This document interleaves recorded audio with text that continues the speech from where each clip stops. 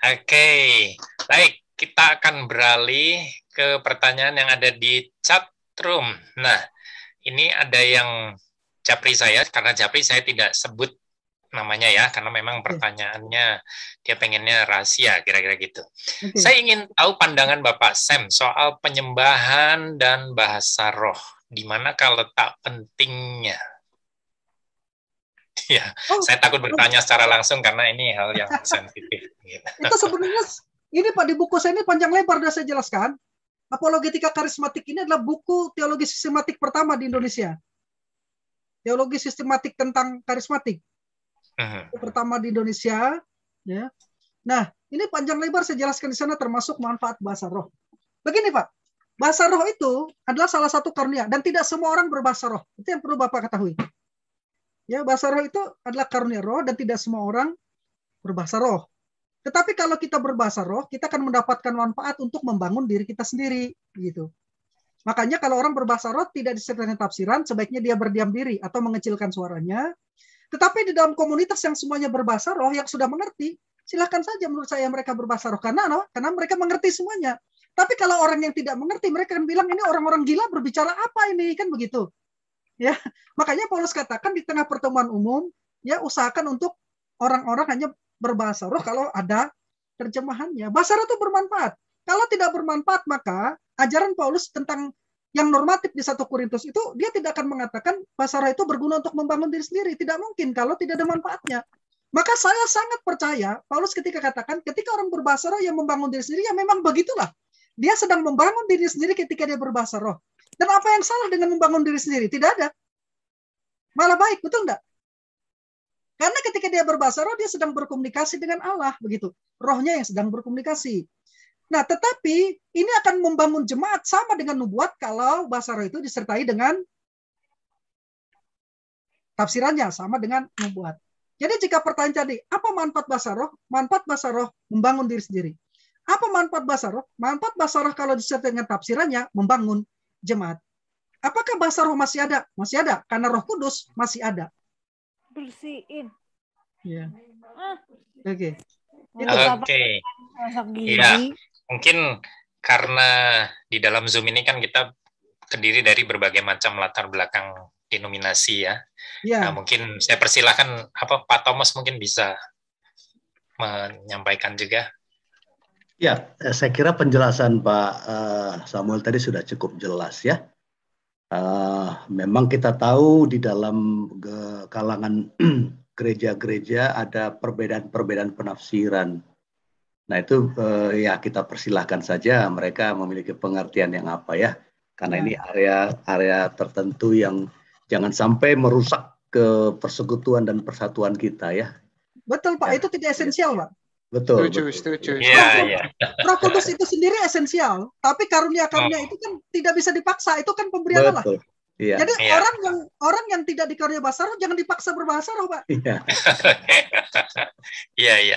Karena dikatakan dalam 1 Korintus pasal 12 itu diberikan sesuai dengan kehendak Roh Kudus, kehendak roh. Gitu loh. Yang satu diberikan karunia untuk bernubuat, yang satu untuk menyembuhkan, yang satu untuk mengadakan mujizat, yang satu berbahasa roh untuk menafsirkan. Jadi jangan dipaksa orang berbahasa roh. Salah kalau memaksa orang berbahasa roh. Apalagi kalau sampai diajar, Pak. Kamu harus niru saya berbahasa roh. Kursus bahasa roh ya, Pak. Diajar. Iya, Pak Jo, saya mau sedikit tambahkan yang tadi ada Pak Marolo kalau nggak salah tadi ya waktu Pak. Nah, ini memang mau saya bacakan juga nih. Yang tadi Pak Thomas. Ya, silakan. Jadi memang tentang murtad ini sering sekali banyak orang nggak mudeng kan gitu ya. Kenapa dikatakan tidak bisa hilang? Misalnya begini, ada contoh sering sekali. Contohnya adalah bagaimana dia dulu pernah jadi pendeta gitu ya. Kayak pendeta dulu Yahya Waloni yang lagi viral itu.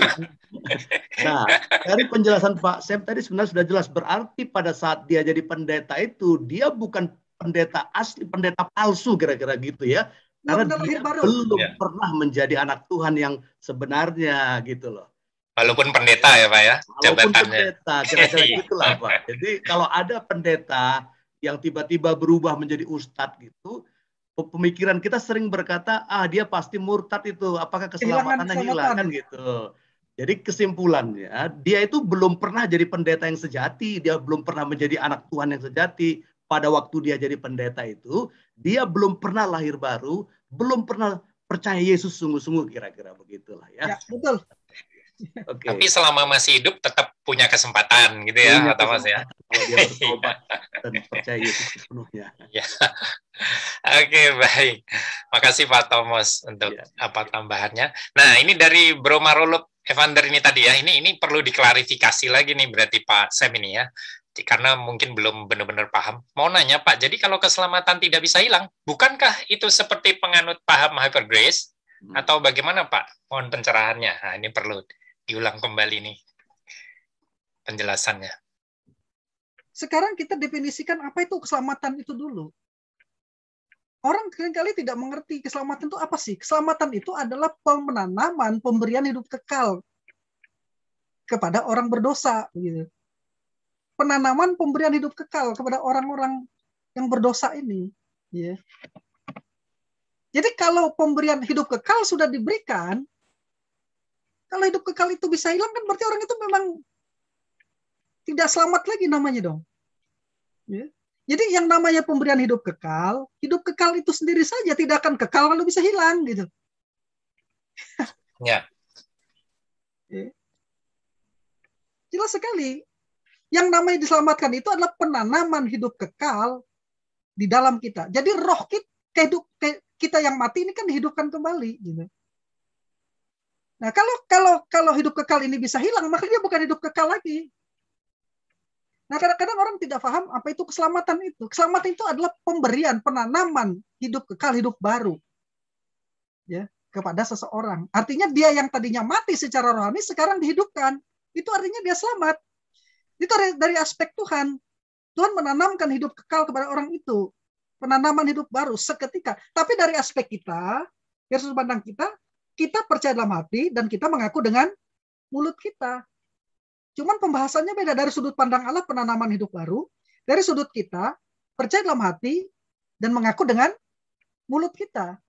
Ya, itu yang disebut dengan kita mendapatkan keselamatan, begitu, Pak. Ya.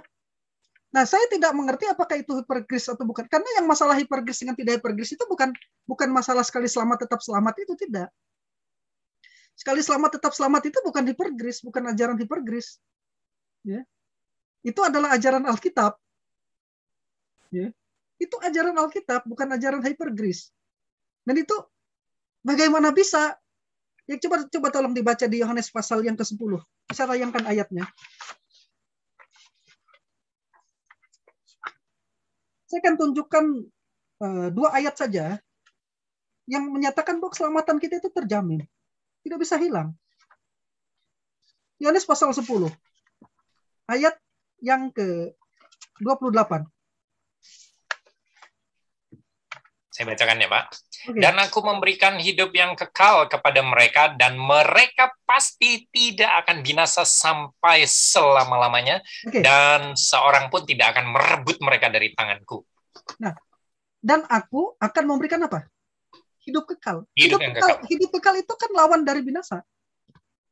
Itu koheren dengan Yohanes 3 ayat 16. Karena begitu besar kasih Allah kepada dunia ini, sehingga mengarahkan anaknya yang tunggal, supaya setiap orang yang percaya kepadanya tidak binasa, melainkan mendapat hidup yang kekal. Jadi hidup kekal, keselamatan itu penanaman hidup kekal. Pemberian hidup baru itu penanaman kehidupan kekal. Pemberian hidup baru itu keselamatan. Ya. Dan orang yang telah mendapat hidup kekal ini dijamin pasti tidak akan binasa. Sampai kapan? Sampai selama-lamanya. Apalagi bahasanya kalau itu sekali selamat tetap selamat, gitu loh, terjamin keselamatan itu kan sampai selama-lamanya. Kalau sampai selama-lamanya tidak ada batas waktu begitu. Terjamin selama-lamanya di situ. Siapa yang berbicara itu? Yang memberi janji itu siapa? Yesus. Nah, pertanyaannya sekarang, kita percaya kepada Yesus apa percaya pada pendeta A, pendeta B, pendeta C? Kita percaya kepada apa yang dikatakan oleh Yesus. Sekali dia memberi hidup yang kekal, pasti terjamin. Tidak akan hilang selama-lamanya. Tidak akan binasa. Kata binasa itu neraka. Ya. Selama-lamanya. Nah, Bapakku, ayat 29, Pak, bisa bantu, Pak? Bapakku yang memberikan mereka kepadaku lebih besar daripada siapapun, dan seorang pun tidak dapat merebut mereka dari tangan Bapa. Jadi begini, keselamatan kita terjamin karena Yesus yang memegang kita. Oke, bukan kita yang memegang Yesus. Keselamatan karena iman dan perbuatan itu adalah orang yang memegang Yesus, bukan Yesus yang memegang dia. Sehingga dia merasa keselamatan tidak terjamin. Nah, keselamatan berdasarkan anugerah oleh iman itu yakin bahwa Yesuslah yang memegang tangannya. Kalau saya memegang tangan Yesus, pegangan saya bisa lepas. Tapi kalau Yesus memegang tangan saya, dia tidak akan melepaskannya. Bisa menangkap enggak? Oke. Nah, bukan hanya Yesus yang memegang, tetapi Bapa juga memegangnya. Ayat 29. Berarti pegangan kita itu rangkap dua. Yesus memegang kita, Yes. dan Bapa memegang kita. Lalu dikatakan, aku dan Bapa adalah satu. Ya. Jadi jelas sekali keselamatan tidak bisa hilang. Jaminannya rangkap. Oke? Di situ, Pak. Itu bukan ajaran hyper grace. Ya. Nah, sekarang saya kasih ayat satu lagi. Ada banyak ayat ini sebetulnya. Saya kasih satu ayat dulu.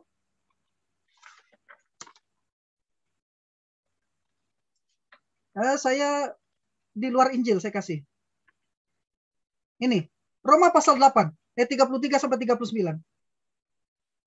Kalau orang itu sudah diselamatkan tadi beriman, memiliki hidup lahir baru, hidup yang kekal, beriman sampai akhir dan bertekun sampai akhir. Roma pasal 8 ayat 33 sampai 39.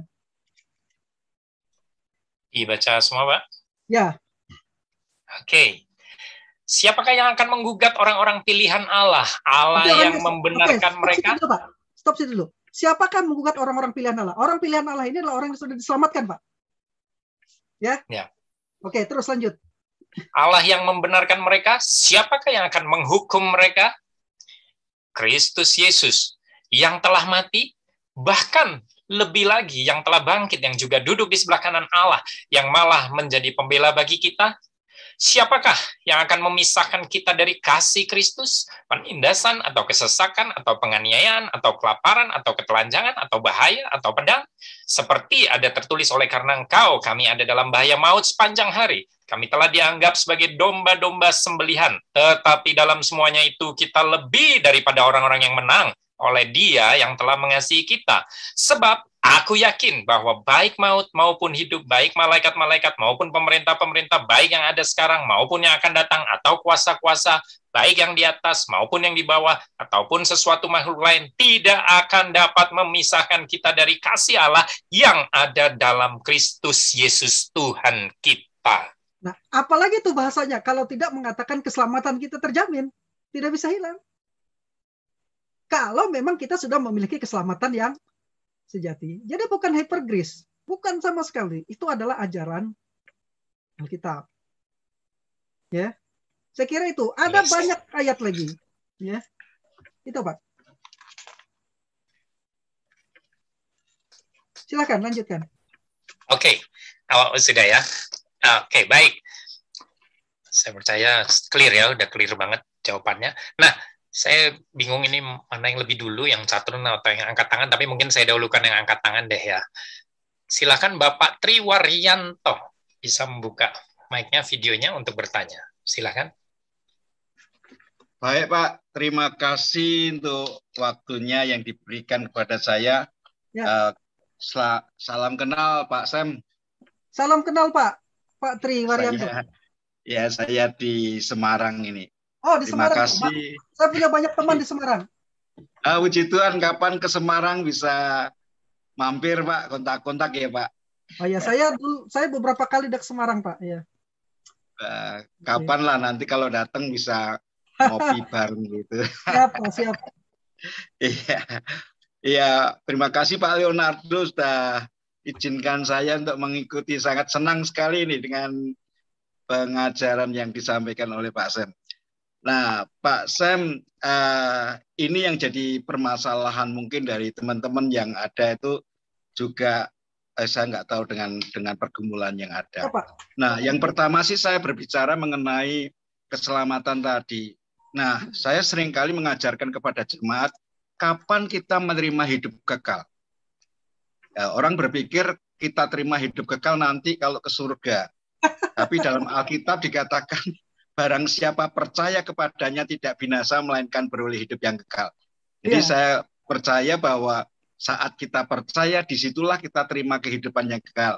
Saya Betul. nangkep banget apa yang disampaikan oleh Pak Samuel tadi bahwa kehidupan kekal itu ditanamkan, renewal ya, ditanamkan di situ dan kemudian ada sebuah kehidupan yang baru. Nah, dalam perjalanan kehidupan ini Pak, yang saya melihat pergumulan banyak orang, termasuk diri saya sendiri, Ya, Pak. yaitu pada saat kita bertumbuh dalam pengenalan akan Tuhan, dalam pengenalan kita kepada Roh Kudus, pengenalan kita kepada Bapa, itu seringkali dipengaruhi oleh kehidupan masa lampau kita. Baik pada saat kita diajar oleh orang tua kita, pada saat kita diajar oleh lingkungan, bahkan di sekolah Alkitab kita, pada saat kita ketemu dengan pemimpin-pemimpin rohani yang seringkali membekas di dalam memori bawah sadar kita, yang seringkali tak terekspos pada saat kita itu ya sebenarnya kan kita diajarin untuk menguasai diri dan sebagainya.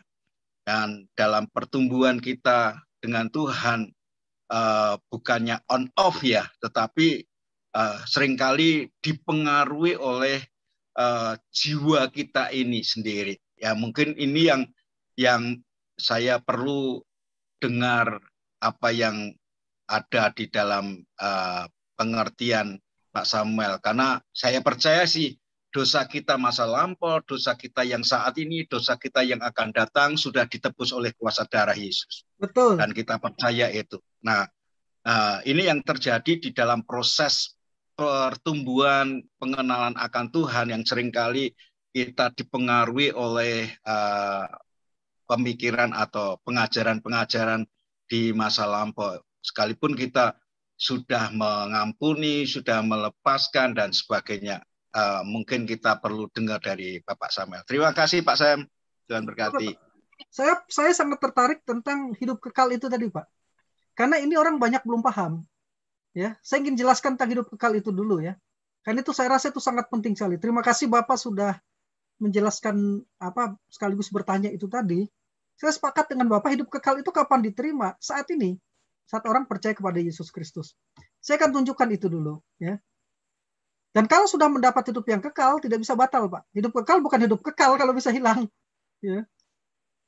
Nah, Yohanes pasal yang ketiga ayat 16, jelas memberikan kita penegasan bahwa seorang yang beriman kepada Yesus Kristus dijamin mendapat hidup yang kekal. Ya. Nah, kata binasa dalam ayat itu adalah apoletai, yang berarti hilang, terbuang, menjadi binasa, atau kematian. Ini merujuk kepada neraka, Pak. Jadi kata binasa itu merujuk ke neraka, Pak. Jadi tidak hanya merujuk kepada kematian jasmani, tetapi pada perpisahan kekal dengan Allah dan pada hukuman kekal di neraka. Jadi sebenarnya hidup kekal itu tujuannya, penanaman hidup kekal itu ialah agar kita tidak ke neraka, Pak. Diselamatkan itu artinya kita tidak ke neraka.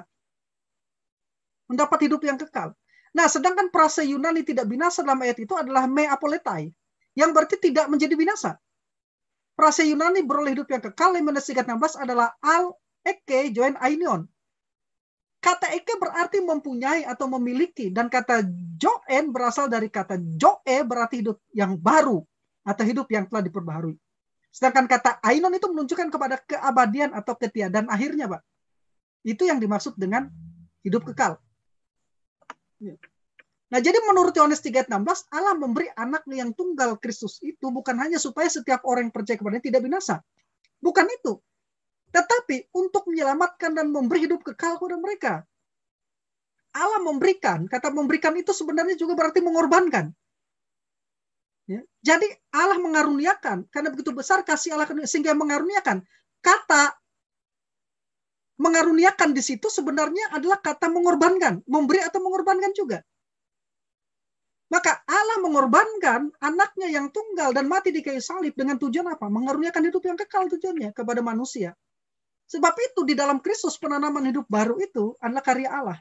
Yang memang hanya itu jalannya supaya orang bisa masuk ke dalam kerajaan surga. Yohanes pasal 3 ayat 3 tadi dikatakan sebelum Yesus membicarakan tentang karena begitu besar kasih Allah di ayat 16. Di ayat 3 tidak ada orang yang dapat masuk melihat kerajaan Allah kalau dia tidak dilahirkan dari atas.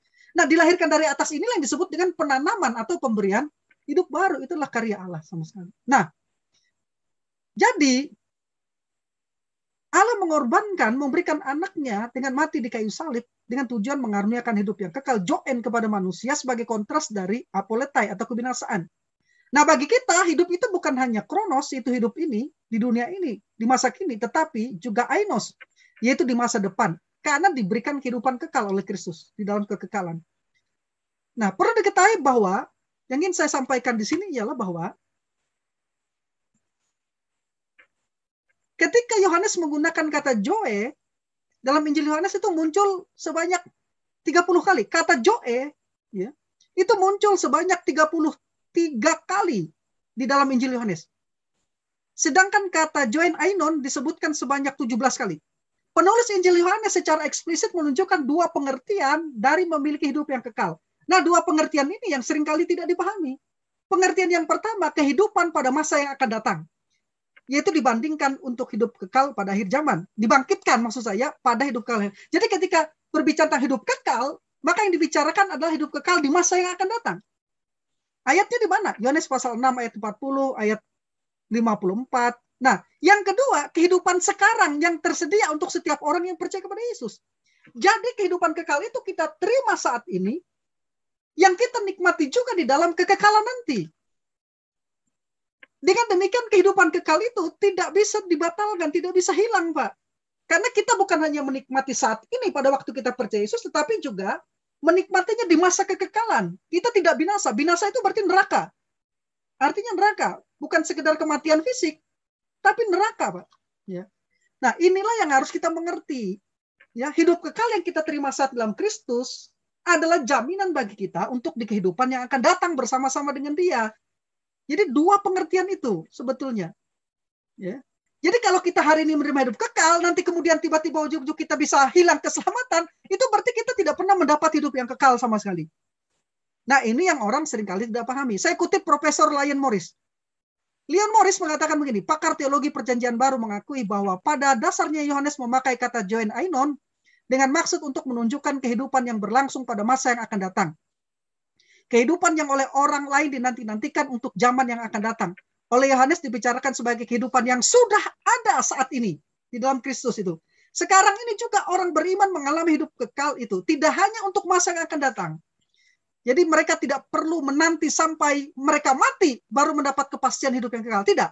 Tapi saat mereka percaya kepada Yesus, percaya dalam hati, mengaku dengan mulut, mereka mendapatkan hidup yang kekal itu. Itu menurut Profesor Leon Morris, seorang pakar perjanjian baru. Itu, Pak. Ya. Tentang hidup kekal itu. Oke? Iya, bagaimana Bapak Tri Waryanto? Halo Pak, ya saya mendapat sebuah pengertian begitu Bapak menyampaikan tentang hidup kekal itu apa yang disampaikan oleh Rasul Paulus tatkala dia berbicara tentang orang Israel yang pokok zaitun sejati dan kemudian dipangkas, lalu kita ini dicangkokkan, istilah pencangkokan itu Pak. Jadi sebenarnya pokoknya kan Yesus ya. Iya. Nah itu pokok. Kalau pohon yang zaitun sejati aja dipangkas, kita ini pohon zaitun liar yang dicangkokkan. Nah, disitulah yang membuat saya itu semakin mengerti. Terima kasih Pak Samuel, ini luar biasa memberkati saya. Sama-sama Pak, puji Tuhan. Terima kasih Pak Tri. Ya, terima kasih Bapak Tri Waryanto. Wow, puji Tuhan ya. Mantap ini memang. Sudah selesai kayaknya ya Pak Jo. Nah, ini masih ada dua pertanyaan di chatroom ini Pak Tomo. Mau kita tuntaskan? Berarti kita selesaikan dua pertanyaan ini aja ya Pak Thomas ya. Oke, baik. Saya mohon izin menutup dulu Ya, menutup Itu chatroom. Ibu Oke, baik. Terang itu lagi ini raise hand dia Pak. Sepertinya mau bertanya secara langsung Pak. Ibu Terang Siapa? Manalu Pak. Mana? Terang Oh Manalu, iya Pak. ya, raise hand-nya itu ya, Silakan, Bu. langsung angkat Oh tangan. iya, iya. Oke, baik. Silakan Ibu Terang Manalu. Iya Pak, ini pertanyaan saya mengenai baptisan. Oh iya. Ya, Ya. ada baptisan percikan di masa kanak-kanak sama-sama Kristen ini Pak ya. Oke. Dan ada baptisan selam sesudah besar. Mana yang benar ini Pak? Tolong dituntaskan ini biar jangan ada keseberangan di antara kita sama-sama orang percaya. Karena Yes. percaya dibaptis tandanya sudah terima Yesus. Mana ini sebenarnya? Ini perlu diluruskan. Sekian dan terima kasih. Oke. Kita selamat karena anugerah oleh iman. Oke? Kita selamat karena anugerah oleh iman. Ya Tuhan. Ya. Itu esensial. Ya.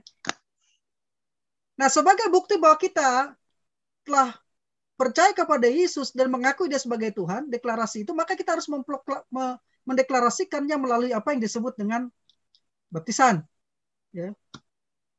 Tapi baptisan itu bukan syarat keselamatan.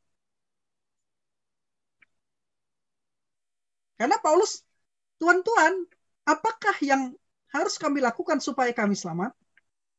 Paulus katakan, percayalah kepada Yesus Kristus, maka kamu dan keluargamu diselamatkan. Tidak ada dikatakan, percayalah kepada Yesus Kristus, kamu bertobat, kamu dibaptis, mesti begini, mesti begitu. Tidak ada. Tidak ada penambahan sana. Percayalah kepada Yesus Kristus, maka kamu akan selamat, kamu dan sisi rumahmu. Oke. Nah, jadi sebagai bukti bahwa kita ini sudah selamat, maka kalau dia belum dibaptis, dia dibaptis. Gitu loh. Ya. Jadi cara baptisan itu sifatnya sekunder. Baptisan itu penting, tapi bukan syarat keselamatan. Ya. Sekali lagi, baptisan itu penting, tetapi bukan syarat keselamatan. Tetapi menurut Alkitab, baptisan itu merupakan simbolik, ya, imagery dari apa yang disebut Roma pasal 6 ayat 3. Di sana dikatakan, coba dibacakan. Bisa Pak? Roma pasal 6 ayat yang ketiga. Roma pasal 6 ayat 3 sampai 6. Baptisan itu adalah imagery, gambaran dari kematian, penguburan, dan kebangkitan Kristus. Medianya harus air. Nggak boleh pakai pasir. Ya, nggak boleh pakai lain. Pakai sekam nggak boleh, pakai pasir nggak boleh. Harus medianya air.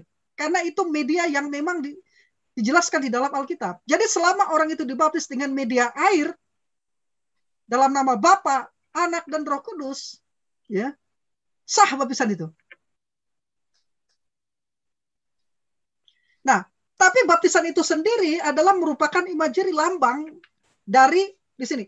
Atau tidak tahukah kamu bahwa kita semua yang telah dibaptis dalam Kristus telah dibaptis di dalam apa? Di sana. Kematiannya. Oke. Dengan demikian kita telah dikuburkan. Jadi kematian, penguburan bersama-sama dengan dia oleh baptisan di dalam apa? Kematian lagi. Supaya sama seperti Kristus telah dibangkitkan. Jadi di dalam baptisan itu sebenarnya kita sedang mengambil secara simbolis peristiwa-peristiwa kematian, penguburan, dan kebangkitan Kristus. Makanya dikatakan sama. Ya. Sebab jika telah dibangkitkan, supaya sama seperti apa? Kristus telah dibangkitkan. Sama seperti, berarti kita sedang secara simbolis itu. Seperti Kristus telah dibangkitkan dan terhormati oleh kemuliaan Bapa, demikian juga kita hidup di dalam hidup yang baru. Sebab jika kita telah menjadi satu dengan apa yang sama dengan kematiannya, kita juga menjadi satu dengan apa yang sama dengan kebangkitannya. Maka saya tidak setuju kalau orang tidak melaksanakan baptisan air. Tapi baptisan air bukan syarat keselamatan. Satu-satunya syarat keselamatan adalah iman. Di mana pentingnya baptisan? Baptisan itu untuk menunjukkan bahwa kita sudah diselamatkan karena anugerah oleh iman. Itu, Bu. Ada lagi nanti saat berikutnya menunjukkan bahwa kita mengakui di depan umum Yesus adalah Tuhan kita, juru selamat kita, boleh, tidak masalah. Baptisan itu menunjukkan bahwa kita benar-benar sudah bertobat, kita sudah menjadi anggota gereja. Tapi sebenarnya yang paling mendasar dari peristiwa baptisan itu ialah kita mengumumkan bahwa kita ini sudah diselamatkan, sudah mengambil bagian di dalam kematian, penguburan, dan kebangkitan Kristus. Sudah kita ambil, tapi secara simbolis melalui baptisan. Medianya harus air. Ya. Jadi saya kalau orang dengan cara dipercik silahkan, tidak jadi masalah bagi saya. Tapi saya sendiri menerapkan baptisan selam. Jadi caranya itu bersifat sekunder, tapi baptisan, makna peristiwa baptisan itu sendiri itu yang esensial. Sama seperti perjamuan kudus. Perjamuan kudus itu penting. Tapi berapa kali kita melakukannya? Seminggu sekali, sebulan sekali, 3 bulan 1 kali. Itu kan beda-beda. Frekuensinya itu berbeda. Sama seperti pendamaian terbatas tidak terbatas. Pendamaian itu sendiri esensial. Tapi penafsiran kita terbatas dengan tidak terbatas. Ya, itu tidak esensial, itu sekunder. Intinya sama-sama kita percaya bahwa bukan semua orang diselamatkan. Toh begitu toh? Artinya kan bukan semua orang diselamatkan, hanya orang-orang yang terpilih saja yang nantinya akan diselamatkan. Baik itu yang terbatas maupun tidak terbatas, sama-sama memahami hanya orang-orang terpilih saja yang diselamatkan. Tapi penebusan itu sendiri itu primer, esensial, sangat esensial sekali doktrin pendamaian itu. Tapi masalah dia kita meyakini terbatas atau tidak terbatas itu sekunder. Begitu, Bu. Ya. Iya, bagaimana Ibu? Ya. Bagaimana Ibu terangkan lalu? Ada lagi sedikit lagi. Ya, ada contoh. Ada waktu masih kecil, masih bayi, udah dibaptis percikan. Ya. Dia nggak sah. Kalau kita ke karismatik kan nggak sah, harus dibaptis selam lagi. Berarti 2 kali baptis. Bagaimana ini kira-kira Pak? Tadi Bapak bilang yang percikan juga mediannya air sah. Sekarang dibaptis kembali. Bagaimana tanggapan Bapak? Ya, baptisan itu nggak menyelamatkan tetap. Walaupun dia dibaptis 10 kali, bukan baptisan itu yang menyelamatkan. Baptisan itu selamatkan karena anugerah oleh iman itu saja. Oke. Jadi walaupun dia dibaptis berkali-kali, di karismatik misalnya, ya di Pentakosta misalnya, baptisan itu tidak menyelamatkan. Selama dia tidak mendapatkan lahir baru, hidup yang kekal, dia tidak selamat. Dia hanya mandi. Iya. Benar. Mandi. Mantap. Terima kasih Pak. Karena Ya, memang sudah. syarat satu-satunya syarat dari keselamatan itu adalah menerima dengan iman. Dan iman itu pun adalah pemberian Allah dalam Kristus. Jadi kalaupun ada orang-orang yang mengatakan kamu harus dibaptis maka kamu akan selamat. Oh tidak. Kamu dibaptis karena kamu sudah diselamatkan. Itu yang benar. Oke. Iya, bagaimana sudah terang Ibu terang mana lu? Jelas Pak. Terima kasih. Jelas. Ya. Yes. Jadi jangan digoyahkan oleh baptisan, Bu. Ragu-ragu tentang keselamatan kita. Iya. Saya selamat karena anugerah oleh iman di dalam Yesus dan saya mendapat hidup yang kekal karena anugerah oleh iman di dalam Yesus. Selesai itu saja. Amin. Iya. Ya, Inang ikutin aja lah aturan gereja Inang bagaimana mereka membaptiskan. Kecuali kalau Inang nggak sejahtera ya berdoalah apa mau di situ atau di mana ya. Iya, itu lain lagi masalahnya. Ikutin saja aturan gereja kita. Saya merasa saya lebih srek nih, harus diselamkan ya. Iya. Makanya saya pun ini bukan guyonan, kalau orang diselamkan 10 kali pun kalau belum lahir baru, dia Iya, karena ada juga loh Pak Sem, dia dibaptis karena mau nikah gitu ya. belum lahir baru kan? Jadi Belum lahir baru. iya, mau nikah kan syarat di gereja itu harus dibaptis. Iya, ikutin aja Inang aturan gereja. Oke. Contohnya lah, misalnya Inang berasal dari gereja yang percik ya. Kalau Inang pindah ke gereja saya, itu pasti Inang akan dibimbing untuk dibaptis selam. Iya, betul. Nah, tapi itu bukan kita artikan baptisan ulang, tidak. Bukan. Nah, kita mengikuti apa yang diajarkan oleh gereja kita. Ya, tapi sekali lagi baptisan apakah percik, apakah selam tidak menyelamatkan. Nah, gitu ya. Tapi kita ikutin karena kita tunduk dalam otoritas gereja, kita ikutin begitu ya. Sama seperti perjamuan kudus kan tidak menyelamatkan. Ya, betul. Tapi kita tetap ikuti itu karena itu perintah Tuhan gitu loh. Iya. Oke. Betul, ada juga bahkan mengikuti perjamuan kudus, anggurnya Fanta sama Coca-Cola. Lalu dikatakan ini penuh dengan Nah, terus Iya. gimana? Apakah kita berdosa di situ kan gitu? Iya, rotinya Nah, nggak ada, tapi- pakai pisang goreng, Bu. Iya. Jadi memang seru banget ya intinya. Makanya Tuhan hanya pakai analogi kelahiran kembali, ya. Iya. Jadi kita dilahirkan, ya sama. Saya dilahirkan sama bapak mama saya, ya. Secara jasmani saya memiliki DNA bapak mama saya. Jadi ketika kita dilahirkan secara rohani, terjadi mujizat yang luar biasa. Ya. Kita memiliki DNA Kristus secara Ya. rohani. Kita Betul. dimeteraikan oleh Roh Kudus. Dan Galatia 2 ayat 20 mengatakan Kristus tinggal di dalamku. Dan inilah yang akan memproduksi semua pekerjaan dan amal baik. Amin. Dan itu untuk apa? Untuk keindahan kita di surga. Amin. Pahala itu tadi. Karena di surga itu Amin. pesta pernikahan. Bayangin kalau ke pesta yang harusnya pakai sanggul cantik-cantik. Nggak taunya kita di pesta dengan penampilan yang ya seperti itu. Ini pesta berarti kita harus tampil yang terbaik. Dan yang terbaik di acara pesta itu, yang istilahnya pesta anak domba Allah, itu kita lakukan ketika kita di dunia ini sudah diselamatkan Yesus. Kita melakukan semua untuk kemuliaan Tuhan. Work out your own salvation. Jadi seperti itu ya. Jadi saya senang sekali kalau namanya dilahirkan kembali. Iya, itu. Iya. Makanya saya katakan jelas sekali ajaran Yesus mengatakan, Yesus sendiri mengajarkan sebenarnya bukan pengetahuan teologi kita sebaik apapun kita, kalau belum lahir baru, belum dapat kita belum selamat, itu saja sebetulnya. Betul, Bu. Terima kasih. Terima kasih. Dan harus Ada diingat pertanyaan, kalau Pak, kita itu dimeteraikan. Bayangin meterai 10.000 itu very powerful. Tidak ada yang bisa meniadakan kalau kita ini tidak anak Allah. Contohnya, you are already sealed with the Holy Spirit. Holy Spirit, Roh Allah itu adalah Allah sendiri, ya.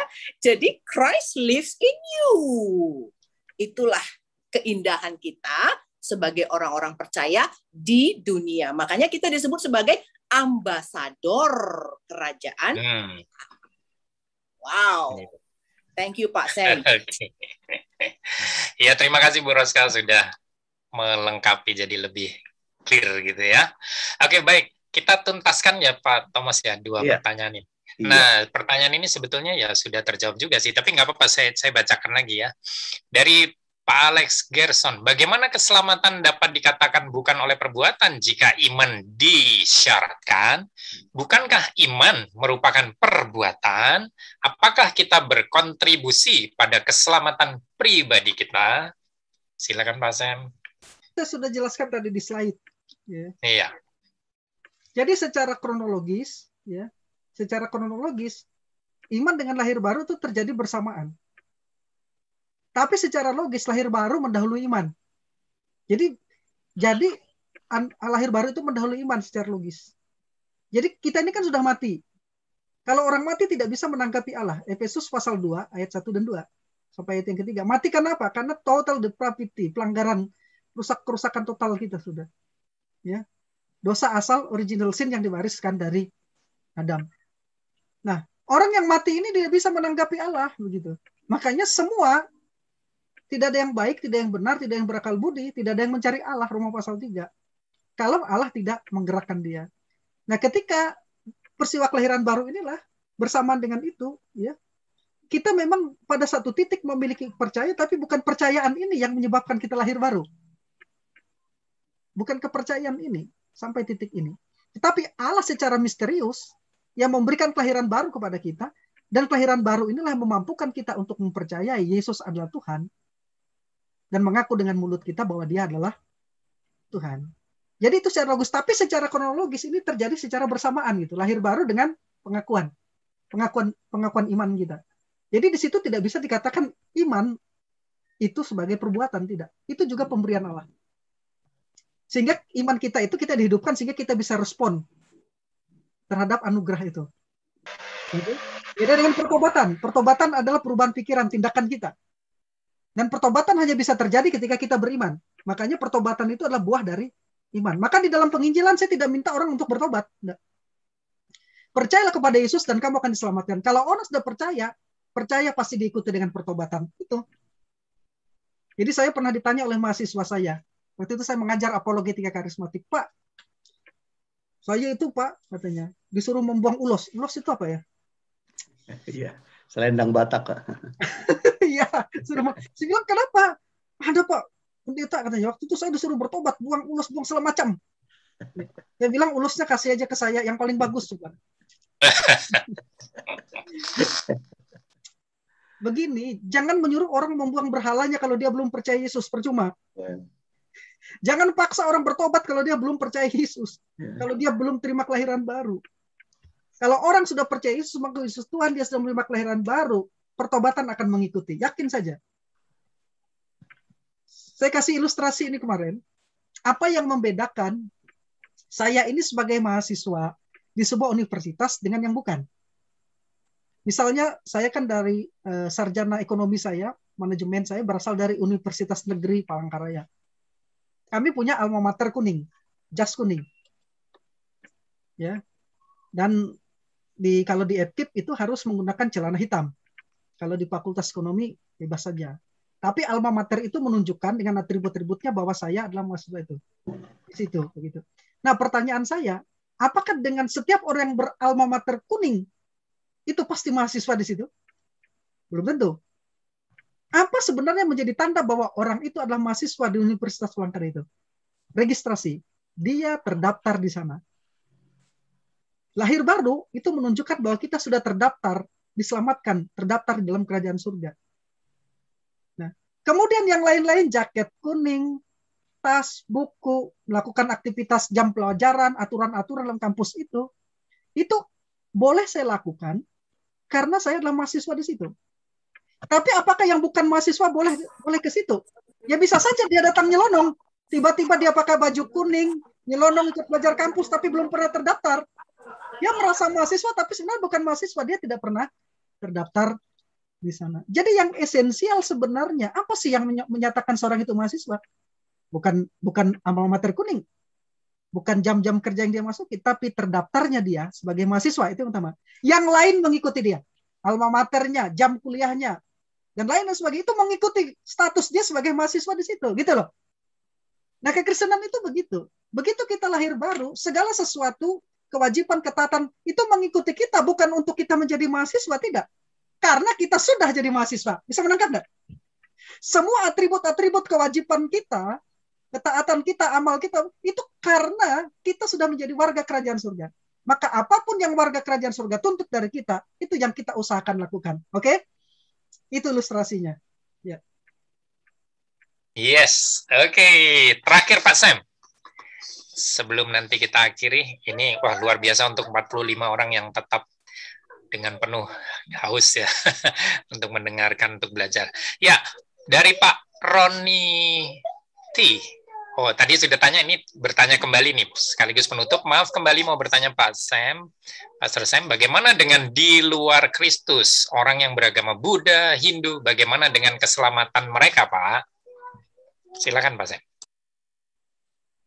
Kalau ada keselamatan di luar Kristus, Kristus tidak usah mati di kayu salib. Itu saja dalam kekristenan. Kita tidak perlu berpikir tentang yang lain. Tugas kita adalah tidak ada keselamatan di luar Kristus. Itu pegangan kita. Itu saja. Nah, masalah orang di luar Kristus, itu kita serahkan kepada Allah. Itu kedaulatan dia.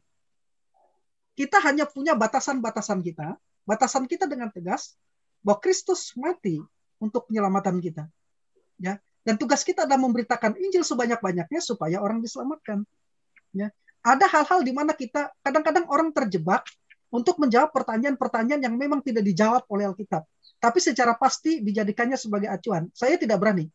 Saya mengikuti profesor saya, Profesor Charles Girairi. Tugas kita adalah membicarakan apa yang jelas dikatakan oleh Alkitab. Kalau itu interpretasi, harus kita sebut sebagai interpretasi, bukan ajaran Alkitab. Gitu.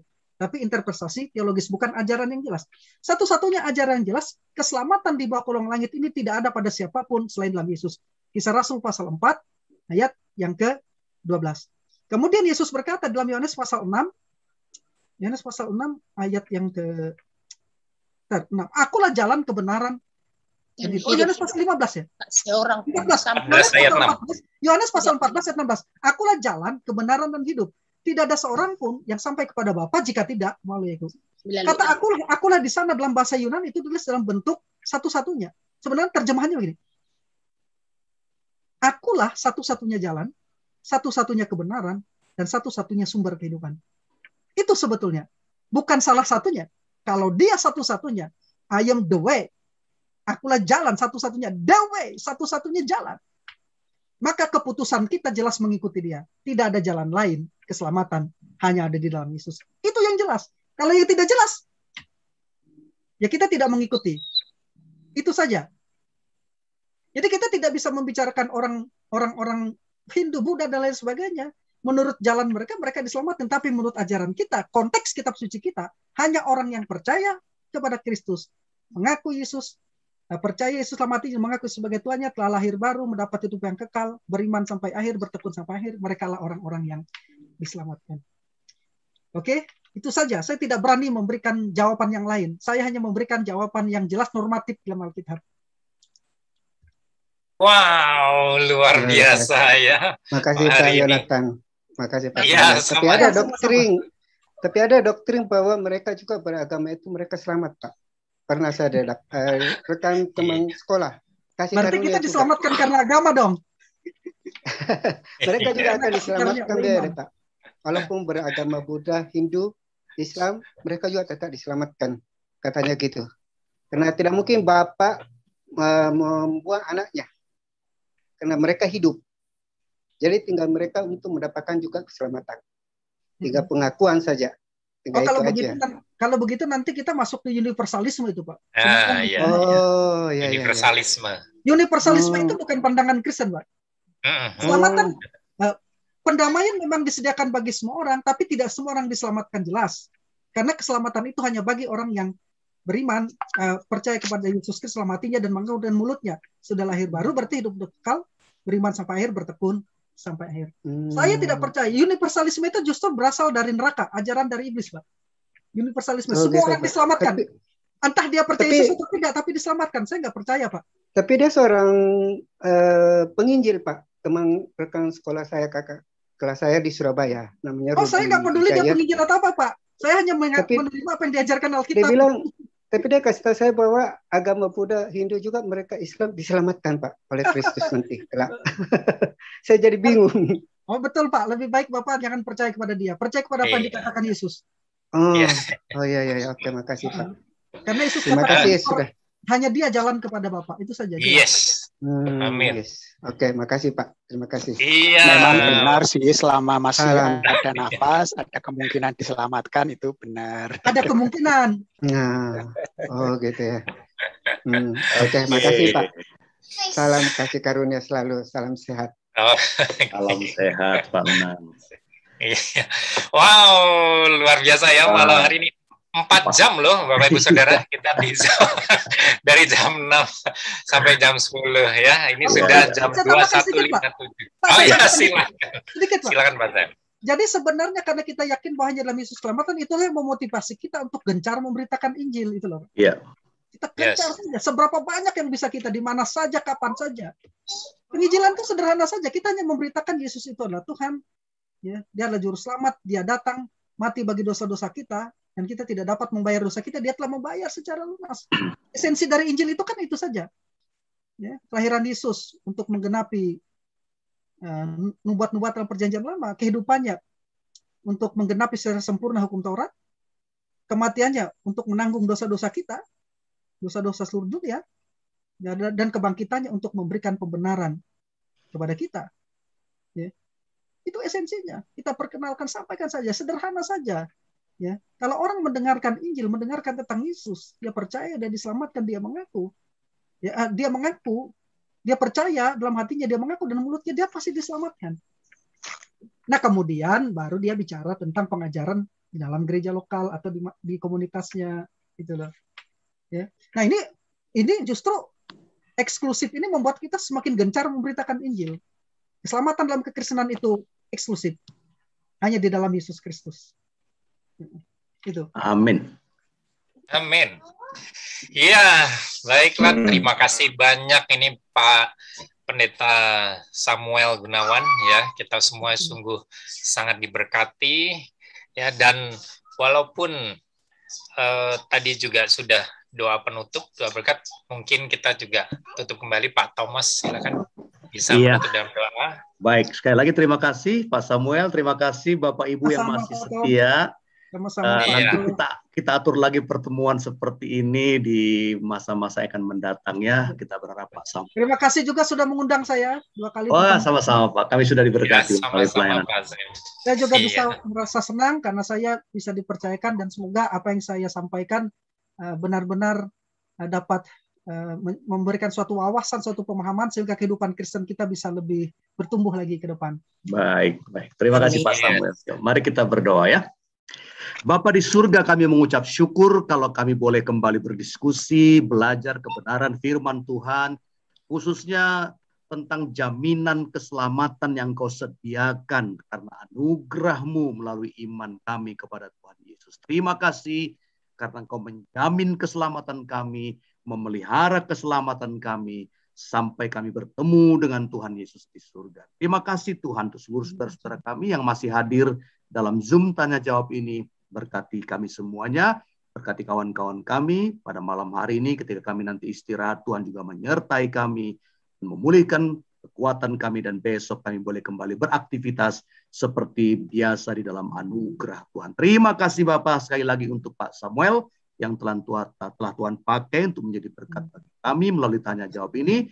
Berkati pelayanannya, Tuhan berkati keluarganya, Tuhan berkati seluruh pelayanan yang Tuhan percayakan melalui hidup dia, dan banyak orang yang diberkati melalui kehidupan pelayanan dia. Terima kasih Bapa, ini segala doa kami naikkan kepadamu di dalam nama Tuhan kami, Yesus Juru Selamat kami yang hidup. Amin. Amin.